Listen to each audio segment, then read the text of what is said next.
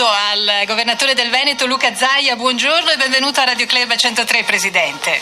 Buongiorno, grazie a voi, grazie per l'ospitalità. Senta Presidente, l'attualità purtroppo ci porta immediatamente all'argomento del giorno, ma direi più che del giorno, decisamente un argomento ormai costante, che è quello dell'immigrazione. Non si fa in tempo ad aggiornare i numeri, posso dire che la quotidianità li supera. Solo nello scorso weekend, Presidente, lei lo sa, sono stati 4.400 i salvataggi ad opera delle navi italiane nel Mediterraneo e leggevo gli ultimi dati dell'Agenzia Europea Frontex, parlano di una ripresa della via per Lampedusa. Pare evidente che ormai la situazione è ingestibile, direi non solo per l'Italia. Guardi, noi lo dicevamo in tempi non sospetti, non lo dico solo come parte politica, ma lo dico anche come amministratore. Lo annunciavamo, del resto siamo passati da 63.000 profughi nel 2011, il governo Berlusconi, poi 13.000 con il governo Monti in virtù delle iniziative intraprese dall'allora governo Berlusconi, 2013 governo Letta 43.000 e poi 170.000 l'anno scorso e 200.000 di quest'anno. Perché le do questi dati? Perché quest'anno chiuderemo con più di 200.000, ma soprattutto questo è significativo del fatto che in Africa si è diffusa l'opinione che arrivare in Italia sia molto facile e molto semplice. Infatti, senta Presidente, anche per evitare, equivoci o fraintendimenti, potremmo partire dal concetto di immigrazione e integrazione, modello, chiamiamolo come vuole Veneto. Lei recentemente ha citato, lo ha fatto anche durante l'audizione alla Camera dell'indagine conoscitiva sui flussi migratori in Europa attraverso l'Italia, una frase di Tony Blair che dice: siamo per una società multirazziale ma non multietnica. L'integrazione quindi passa attraverso questo concetto. Lo vogliamo spiegare un po' meglio? Sì, essere una società multirazziale vuol dire essere aperti all'ospitalità quella vera, nei confronti delle persone bisognose, essere però strenui difensori di quello che poi è l'identità. Tony Blair diceva: sono per una società multirazziale perché credo che comunque la società debba essere multirazziale, cioè non è che tu puoi chiuderti sotto una campana di vetro, e dall'altro però non deve essere multietnica, non è che tu arrivi qui, mi imponi dei tuoi usi, dei tuoi costumi e io divento ospite. E la tragedia di questi flussi è che noi abbiamo circa 500 milioni di cittadini africani che nel bene o nel male oggi riescono a accarezzare l'idea di venire in Italia e venire in Europa. Guardi, tutti abbiamo visto le immagini dei profughi siriani in Macedonia. Certo. Ecco, chi non darebbe una mano a quei bimbi, a quelle persone che scappano veramente dalla morte e dalla fame? Tutti noi la daremmo una mano. L'ospitalità ai profughi, come dice il Papa, è una cosa che dobbiamo fare, punto e basta. La verità è che quelli che arrivano in Italia, 2 su 3 non sono profughi. Lo si vede dalle condizioni fisiche, lo si vede dall'iPhone che hanno in mano, lo si vede da tutta una serie di indicatori che sono tipici non dei profughi, ma di chi comunque fa il migrante economico. Infatti, senta Presidente, è chiaro che in teoria i governatori non dovrebbero occuparsi di politica internazionale o geopolitica, però è certo che alcune politiche a monte, poi hanno delle ricadute sul territorio che voi governate. Quindi secondo lei quale potrebbe essere a questo punto la soluzione? Una soluzione è difficile da definire, ma insomma perlomeno la direzione da intraprendere per mettere un fermo a questa che umanamente è una situazione ormai inaccettabile. Guardi, la soluzione che da sempre propongo, che proponiamo, ormai c'è una corrente di pensiero che ha strappato un sacco di sorrisi da parte degli esponenti del governo nazionale, che però vedete, segnatevi la data, vedrete che fra una settimana, fra un mese, fra 6 mesi, fra un anno comunque sarà la soluzione. Intervento della comunità internazionale. La comunità internazionale, mi riferisco soprattutto all'ONU, è latitante. 2, cosa fare? Creare dei centri di prima accoglienza in Africa, in Algeria, in Tunisia, in Marocco. Come è stato fatto in altri paesi? Come è stato fatto in altri paesi? Noi ad esempio l'abbiamo fatto in Afghanistan in uno scenario di guerra che era peggiore di quello libico. Certo. Lì accogliere questi migranti, lì rifocillarli, lì curarli, lì fare le pratiche per vedere se hanno veramente diritto allo status di rifugiato oppure no, e quelli che hanno poi certificato che sono profughi veri, cioè che scappano dalla morte, che scappano dalla fame, tipo i siriani, creare un corridoio umanitario e farli arrivare in Europa. Questo vuol dire muoversi con civiltà, altrimenti noi diamo legittime aspettative a sti popoli che comunque nel loro modo di ragionare, diciamolo fino in fondo, noi occidentali guardiamo il barcone, no?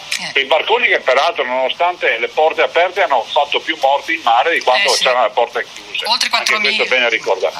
Ecco, oltre 4.000 in un anno, è bene ricordare, dall'inizio dell'anno peraltro sono 2.500 morti. Quando non c'erano queste operazioni di salvataggio in mare non partivano, o meglio partivano in misura minore. Mettiamoci nella testa di un africano e non di un italiano. L'africano vede questa forma di viaggio che sostanzialmente gli costa meno che imbarcarsi in un aereo, che sostanzialmente nessuno gli chiede i documenti, che poi arriva qui, gli daranno 35 euro al giorno per mantenerlo e a lui 2 euro al giorno. Un italiano dice, beh, ma 2 euro al giorno? No, 2 euro al giorno sono 60 euro al mese. È lo stipendio per alcuni di questi signori che si guadagna forse in 3 o 4 mesi di lavoro in Africa. Tant'è vero che poi vanno al money transfer e trasferiscono i 2 euro al giorno. Infatti. Cioè capiamo anche che la loro dimensione è una dimensione che è ragionata poi alla fine. Infatti, l'ultima domanda velocemente anche per arrivare al concreto, Presidente, comunque rimane il fatto che in attesa delle soluzioni i profughi arrivano, o chiamiamoli migranti arrivano, i prefetti, i comuni, i sindaci dicono non c'è più posto, naturalmente le persone sono preoccupate e quando ci sono le rivendicazioni a volte sbagliano mira perché quando tirano in ballo le istituzioni tirano in ballo anche la regione, o sbaglio? Ma guardi, innanzitutto la regione in base agli accordi e a tutte le carte che ci sono, le scartoffie che ci sono, non ha nessuna competenza, perché la legge è chiara, dice che la catena di trasmissione parte dal Ministero degli Interni, passa attraverso le prefetture che smista questi migranti, non chiamiamoli profughi perché 2 su 3 non sono profughi. Se poi c'è qualcuno che rivendica un ruolo della regione, cioè la regione Veneto deve prendere in mano la situazione, io dico che nessuno vieta ai sindaci di trovarsi in riunione, magari riuniti dall'ANCI che rivendica sempre giustamente autonomia, e nessuno vieterà ai sindaci di dare disponibilità. La verità è un'altra, che i sindaci non danno disponibilità e il governo non sa più a chi dar la colpa. E allora il vero tema qual è? Dovevamo arrivare a questi livelli per accorgerci che l'Africa in Italia non ci può stare? Certo, e su questo punto interrogativo ci fermiamo perché passiamo ad un'altra, vedo che il tempo vola con lei Presidente, è sempre molto piacevole dialogare, tra l'altro ci stanno anche raggiungendo alcuni contributi di ascoltatori, ce n'è uno che ci segnala, l'Austria che ci scrive, ha praticamente creato una sorta di frontiera al di là del confine dove obbliga gli automobilisti a incanalarsi in mezzo al cordone di polizia, le auto non vengono fermate ma comunque vengono osservate attentamente, vengono fermati i furgoni. Ecco, questo in parte lo sapevamo già, però le chiede se lei lo sapeva. No, guardi, questo è noto, fra l'altro esiste già da 2 o 3 mesi, ma la roba meno nota, che è scandalosa, è che noi abbiamo fatto un semestre europeo a presidenza italiana che è scaduto il 13 gennaio 2015. Non abbiamo fatto nulla per questo problema dell'immigrazione, almeno poni una questione, poni quella dell'immigrazione, no? Io dico, bene. Siamo davanti a un'Europa che fa tanto la moralista, alla quale hanno dato anche il premio Nobel per la pace, ma è un'Europa che accetta che 12-14 Stati membri di fatto abbiano già chiuso le frontiere. Allora io mi chiedo cosa ce ne facciamo di questa Europa, mi chiedo dov'è la comunità internazionale. Siamo davanti a un esodo biblico che sconvolgerà geopoliticamente, socialmente tutti i nostri territori. Allora, o ci rendiamo conto di questo oppure no? Certo, e questo termine esodo comincia a essere anche usato, ci siamo accorti un pochino più spesso in ambito giornalistico.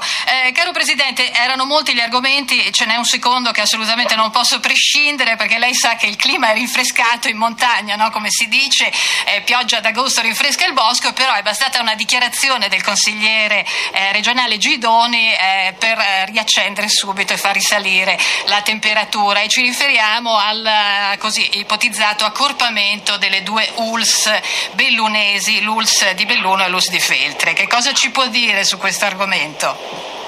Non lo so, a dirle la verità non so cosa abbia detto Gidoni, se me lo dice così riesco. Ma guardi, la stampa ha riportato perlomeno un'affermazione del consigliere Gidoni che avrebbe detto che stiamo andando in direzione proprio dell'accorpamento delle 2 ULSS, tra l'altro, se si è capito bene, sotto il cappello dell'ULSS numero 1.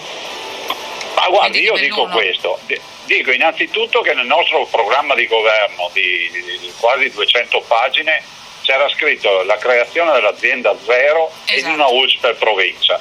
Allora, siccome ho passato 6 mesi da candidato a sentirmi fare lezioni di virtuosità da tutti, a iniziare dal Presidente del Consiglio, ormai tutti se lo sono dimenticati, che dal tavolo della conferenza stampa di Palazzo Chigi ha detto il Veneto ha troppe ULSS, a tutti i candidati regionali contro di me che dicevano bisogna fare un ULSS per provincia, adesso andiamo al vedo. Io ho presentato il disegno di legge, tutti gli altri no, quindi vedremo quali sono le proposte. E la base di partenza è quella di un ULSS per provincia, dopodiché vedremo chi avrà modo di presentare altre idee, visto e considerato che io le idee le ho sentite in campagna elettorale erano sempre per un ULSS per provincia.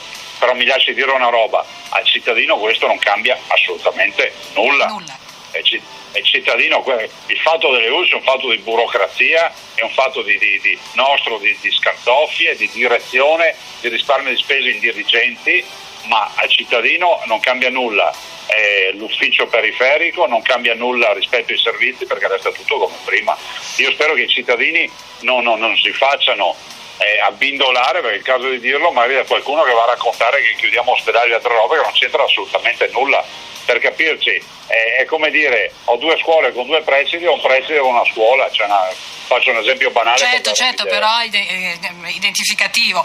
Va bene, Presidente, io non le rubo altro tempo, vorrei però chiudere con questa, solo con ricordando come il Veneto comunque sia terra di eccellenze, anche in quegli ambiti difficilissimi appunto da gestire come quello sanitario, eppure periodicamente arrivano notizie che fanno battere il cuore, posso dire, anche se è un cuore mini. Chiudiamo con questo, Presidente. Ah sì, l'eccezionale professor Gino Gerosa, Centro Gallucci di Padova, siamo i numeri 1, tutto il suo team, colgo l'occasione per ringraziarlo. Abbiamo belle realtà in Veneto, ricordiamole perché poi c'è sempre qualcuno che ha qualcosa da dire. Le nostre cardiochirurgie, Verona, ovviamente la prima che nasce come prima, che è quella di Padova, prova ne sia che poi sono andati alcuni docenti a dar vita anche a quella di Verona, la cardiochirurgia che abbiamo a Milano, che oggi è oggetto di discussione assieme a quella di Mestre, Treviso e Vicenza. Per dire che qui si è fatto un'operazione eccezionale su un piccolo con un cuore artificiale, insomma una grande roba. Noi siamo numeri 1 e continuiamo adesso. Infatti, bene, qui i centralini si stanno decisamente animando, ma magari le rilanceremo le idee dei nostri ascoltatori lunedì prossimo. Volentieri, buon lavoro. Grazie a tutti. Grazie e buon lavoro anche a lei, Presidente. Grazie per essere stato con noi.